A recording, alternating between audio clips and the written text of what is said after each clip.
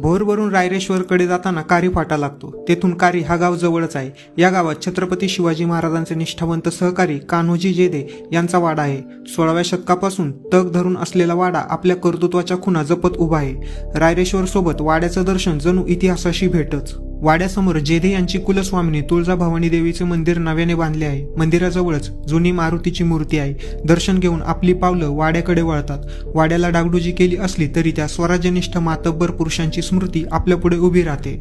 वाडा मूळचा 2 चौकी। वाड्याचे सोपे डागडुजीनंतरही तितकेच मजबूत आहे। देवघरातील देवारा कलात्मक घडणीचा आहे। देवाऱ्यात उमा महेशाची मूर्ती आहे। वाड्याच्या स्वतंत्र भागात सदाशिवाचे स्वतंत्र मंदिर आहे। श्रींची 5 दिशांकडे मुखमुद्रा आहे। या शिवपिंडी पुढे आपण तल्लीन होऊन जातो। या मंदिराची पूजा जंगम घराण्याकडे आहे।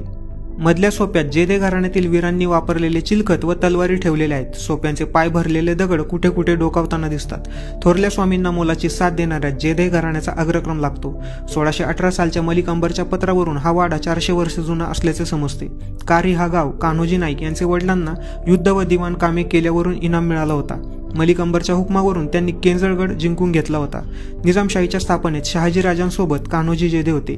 सुभानमंगळ कोटावरील लढाईत बाजी जेधेंनी निशाणाचे रक्षण केले। या पराक्रमासाठी त्यांना सर्जेराव हा किताब दिला। महाराजांशी इमान राखणाऱ्या कान्होजींनी बेलरोटीवर हात ठेवून शपथ घेतली। जावळी स्वारीत कान्होजी जेधे होते। अशा प्रकारे ते शहाजीराजांनंतर स्वराज्य कार्यात छत्रपतींना साथीदार झाले। अफजल खान स्वारीत वतनावर पाणी सोडून त्यांनी आपली एकनिष्ठता पुन्हा दाखवून दिली। सर्व देशमुख मंडळींना कान्होजींनी एकत्र केले। प्रतापगडच्या लढाईत कान्होजींना राजसभेतील तलवारीचे मानाचे पहिले पान देऊन सन्मान केला। पन्हाळ्याच्या वेळात बाजी सर्जेराव महाराजांसोबत होते। कान्होजींनंतर रोहिडे टप्प्याची देशमुखी बाजी सर्जेराव पाहू लागले। आग्रा भेटीतही बाजी सर्जेराव होते। कर्नाटक मोहिमेत बाजींसोबत त्यांचा मुलगा नागोजी देखील होता। या लढाईत नागोजी मारला गेला। त्याची पत्नी गोदूबाई सती गेली। तिचे सतीचे वृंदावन कारी गावात शिरतानाच उजव्या बाजूला पाहायला मिळते। स्वराज्याची निष्ठेने सेवा करणारे जेधे घराणे आजही कारी येथील वाड्यात सन्मानाने राहतात। या घराण्यातील जेधे शकावली व जेधे करीना ही मराठ्यांच्या इतिहासाची अत्यंत महत्त्वाची साधनं मानली जातात।